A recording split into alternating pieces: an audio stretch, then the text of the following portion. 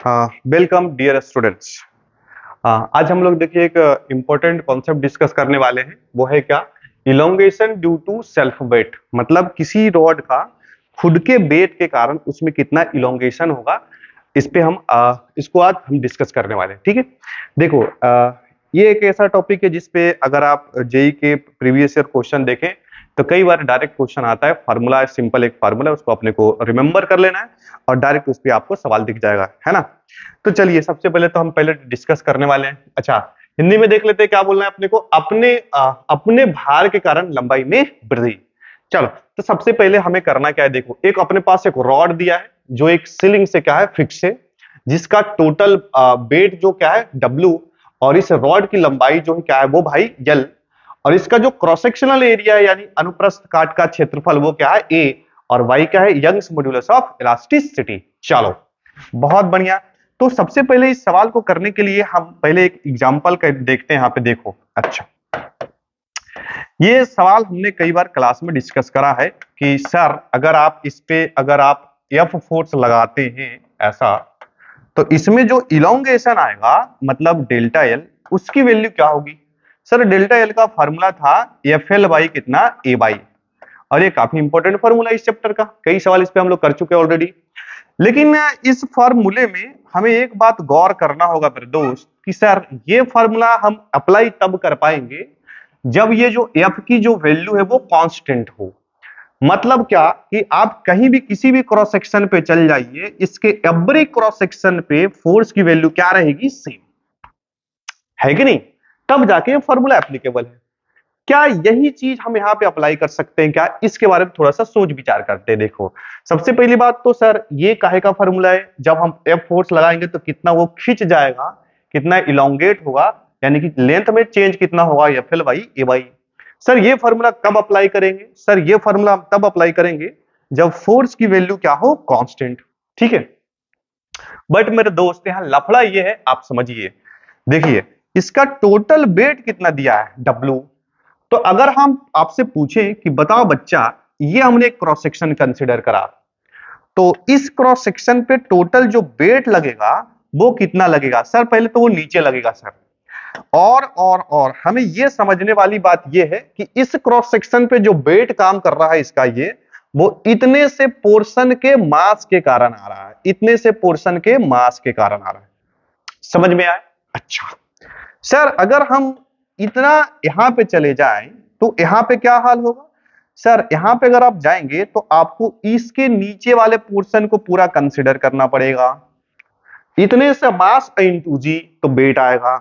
तो सर अगर different different cross section की बात करें तो एवरीवेयर, एवरी क्रॉस सेक्शन पे जो फोर्स है वो बदल रहा है, जबकि इसमें ऐसा कोई बात नहीं है, क्योंकि इधर बदल इसलिए रहा है मेरे दोस्त कि मास ही चेंज हो जा रहा है ना, जबकि ऐसा यहाँ पे कुछ भी नहीं है। मतलब एक बात तो तय हो चुका है कि ये वाला फॉर्मूला यहाँ एप्लीकेबल नहीं है। बात समझ में आया? तो सर कैसे करें? तो अगर ये वाला एप्लीकेबल नहीं है तो इसको करने के लिए देखो हम क्या लॉजिक करने वाले हैं यूज। सबसे पहली बात तो हम ये समझ लें कि हमको एक बात समझ में आ चुका है सर कि इसके एवरी क्रॉस सेक्शन पे हमारे पास जो वेट की जो वैल्यू वो बदल रही है। अच्छा एक चीज और देखना, क्या अगर हम आपसे पूछें कि बताओ बच्चा यहां पे वेट कितना है। सर यहां पे वेट तो 0 है, क्योंकि इसके नीचे तो मास है ही नहीं भाई। तो इसके नीचे जब मास है ही नहीं तो काहे का वेट। तो इसका मतलब यह है कि वेट की जो वैल्यू है यानी कि इसका जो वजन है, इस पॉइंट पे हम 0 कंसीडर करेंगे। और मैक्सिमम वेट की बात करें तो यहां पे काम कर रहा है सीलिंग पे, मतलब सीलिंग वाला पॉइंट मैक्सिमम लोड को झेल रहा है, जबकि ये वाला पॉइंट बिंदास है, इसके नीचे कोई फोर्स तो है ही नहीं, यानी कि इसके नीचे कोई मास तो है ही नहीं, है ना। चलो बहुत बढ़िया। तो अब हमारे पास ये तो समझ में आ चुका है सर कि ये फॉर्मूला जब आप अप्लाई नहीं करेंगे तो आप सवाल कैसे करने वाले हैं। आपको करने के लिए सवाल को आपको एक एलिमेंट लेना पड़ेगा। सबसे पहले हमको छोटू देखना पड़ेगा।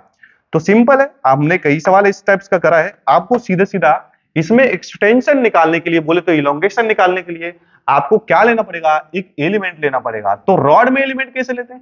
सर एक्स पे जाके डीएक्स मोटाई, है ना, तो यहां पे लेते हैं एक्स पे गया हमने और एक डीएक्स मोटाई का हमने एक एलिमेंट कंसीडर करा है। एक्स पे जाके डीएक्स मोटाई बोले तो ऐसा, ये ले भाई। तो इसकी जो थिकनेस है वो कितना है मेरे दोस्त? सर इसका जो मोटाई है वो हमारे पास कितना है? dx। अच्छा, और ये वाली दूरी कितनी है? x। ठीक है, तो अगर हम इस छोटे से एलिमेंट्स में अगर हम इलोंगेशन निकाल लें, तो अगर उसी इलोंगेशन इस छोटे से एलिमेंट के लिए हम इलोंगेशन निकाल लेंगे, और वैसा वैसा एलिमेंट, इसमें कितने एलिमेंट्स हैं? अनंत एलिमेंट्स हैं, तो उन सारे अनंत एलिमेंट्स का इलोंगेशन मिलेगा हमें। तो इसमें अगर एलिमेंट्स अनंत है तो इलोंगेशन भी अनंत है। तो अगर अपने को रॉड का टोटल इलोंगेशन चाहिए, तो उन छोटे छोटे छोटे छोटे इलोंगेशन को हमें जोड़ना पड़ेगा, और जोड़ने का काम भाई साहब इंटीग्रेशन करता है। यानी कि अगर हम इस छोटे से एलिमेंट के लिए इलोंगेशन लिखें और उसी को इंटीग्रेट कर दे, तो हमारे पास क्या आएगा? टोटल इलोंगेशन का फार्मूला आ जाएगा। समझ में आया? तो भाई साहब ये जो दिख रहा है अपने पास, यही हमारे पास क्या है? छोटू। इसी को हम लोग फिजिक्स में क्या बोलते हैं? एलिमेंट बोलते हैं, एलिमेंट, है ना। तो बहुत बढ़िया, अपना छोटू यही है। तो सबसे पहले हमारा पूरा फोकस किस पे? छोटू पे। चलो भाई, तो छोटू पे फोकस है, तो सबसे पहली बात तो हम छोटू पे देखेंगे कि छोटू तुम पे फोर्स कितना लग रहा है। तो ये बोल रहा है भाई कि सर हम पे जो फोर्स लग रहा है वो अरे हम पे जो फोर्स लग रहा है, एक मिनट काम क्यों नहीं कर रहा है? हम पे जो फोर्स लग रहा है, एक मिनट, बोर्ड क्यों नहीं काम कर रहा है भाई?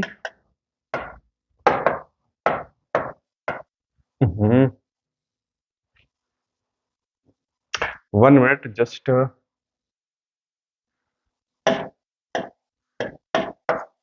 चलो ठीक है, हाँ ठीक है, चलो इधर देखो।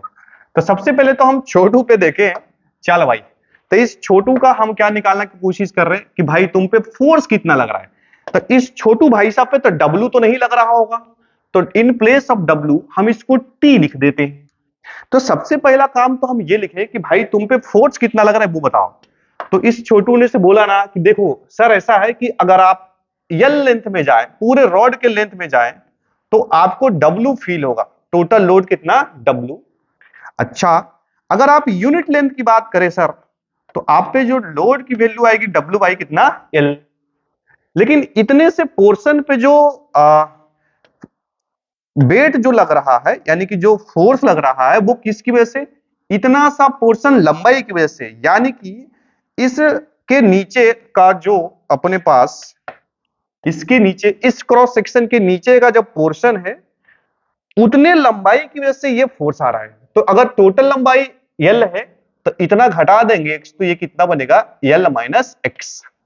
ठीक है, तो यल लेंथ में डब्ल्यू वेट, यूनिट लेंथ में डब्ल्यू बाई यल। तो अगर अगर अगर हम यल माइनस एक्स लेंथ की बात करें, तो अपने पास जो वेट की जो वैल्यू आएगी डब्ल्यू बाई यल इंटू कितना? यल माइनस एक्स, है ना। डब्ल्यू बाई यल इंटू कितना? यल माइनस एक्स। सर ये क्या है? देखो बच्चा, ये क्या है कि इस छोटे से एलिमेंट में जितना फोर्स लग रहा है वो आ चुका है हमारे पास। मतलब क्या सर? यही हमारे पास क्या है? टी है, टेंशन की वैल्यू। अच्छा, जब टेंशन की वैल्यू आ गया है, तो छोटा सा इलोंगेशन हम लिख सकते हैं, है ना। तो इलोंगेशन की बात करें, अगर elongation of elongation elongation of small element, small element, तो स्मॉल एलिमेंट का अगर अपने को इलोंगेशन लिखना है, तो आप तो फार्मूला आप देखिए, आपके पास डेल्टा एल का पुराना फार्मूला क्या था? एफ एल वाई कितना? ए बाई, है ना। ठीक है, तो हम तो एलिमेंट का लिख रहे हैं ना, तो इस पे फोर्स की वैल्यू आप क्या लिखेंगे? टी। अच्छा सर, लेकिन इसकी अगर लंबाई की बात करें, तो यल तो पूरा लंबाई लेते थे, लेकिन हम अभी छोटू पे फोकस कर रहे हैं, और छोटू की जो लंबाई मतलब थिकनेस, वो उसकी वैल्यू कितनी है? dx। तो मेरे पास फार्मूला बन रहा है टी dx अपॉन अपॉन, और नीचे में सर ए, एरिया क्रॉस सेक्शन तो चेंज नहीं हो रहा है, तो हम इसकी वैल्यू क्या लिखेंगे? ए। और यंग्स मॉड्यूलस ऑफ इलास्टिसिटी, तो मटेरियल का प्रॉपर्टी, आप छोटा सा इतना बड़ा लो चाहे इतना बड़ा, कोई फर्क पड़ने वाला नहीं है। तो ये स्मॉल एलिमेंट का क्या आ गया? इलोंगेशन, है ना। तो वैसा ऐसा एलिमेंट इसमें अनंत है, तो वैसे छोटू छोटू इलोंगेशन इसमें कितने हैं? अनंत है। तो अगर अपने को टोटल इलोंगेशन चाहिए, टोटल इलोंगेशन, टोटल इलोंगेशन चाहिए, तो यही छोटे से इलोंगेट को आपको क्या करना पड़ेगा, जोड़ना पड़ेगा। और जोड़ने का काम कौन कर रहा है मेरे दोस्त, बोलो इंटीग्रेशन। तो हम यहां पे इंटीग्रेट करना पड़ेगा, और इसको इंटीग्रेट करना पड़ेगा, तो यहां पे आप क्या लिखेंगे, टी डी एक्स अपॉन में कितना, ए बाई। अच्छा सर लिमिट क्या देंगे, तो लिमिट आपको दिख रहा है, देखिए आप लिमिट इजीली आप यहां से देखें। सबसे पहली बात, हमें इस पे सारे एलिमेंट्स को ऐड करना है, तो आप ऐसा है कि एलिमेंट्स तो आप सीधा सीधा इसी में ले सकते हैं ना, ऐसा छोटा छोटा एलिमेंट्स, तो आप मैक्सिमम एलिमेंट आप यहां पे ले सकते हैं, या सबसे कम यहां पे ले सकते हैं। तो जब आप यहां पे जाएंगे तो x की वैल्यू 0 होगी। अब अगर यहां पे आएंगे तो x की वैल्यू कितनी होगी, यल। तो आपको सीधा सीधा क्या लेना पड़ेगा, लिमिट कितना लेना पड़ेगा, 0 से कितना, यल, है ना, 0 से कितना बच्चा, देखो यल। अच्छा ओके सर। अच्छा तो इसमें जो इंटीग्रेशन में जो कांस्टेंट है उसको बाहर निकाल देते हैं। तो टी बाई कितना, टी सर टी कांस्टेंट नहीं है, टी को आपको वैल्यू लिखना पड़ेगा। तो 1 अपॉन कितना, ए बाई। अच्छा ये 0 से कितना, यल, और टेंशन की वैल्यू हमने निकाला है डब्ल्यू बाई यल इंटू कितना, यल माइनस एक्स। अच्छा यहाँ पे बड़ा यल हो गया है, सब एक ही है, आप समझ रहे हैं, हम स्मॉल यल ले रहे हैं, कोई फर्क नहीं पड़ता, ये भी आप तो स्मॉल यल रख ले जैसा, चलो ठीक है। तो ये W by L into L minus x, और यहां हमारे पास कितना, dx।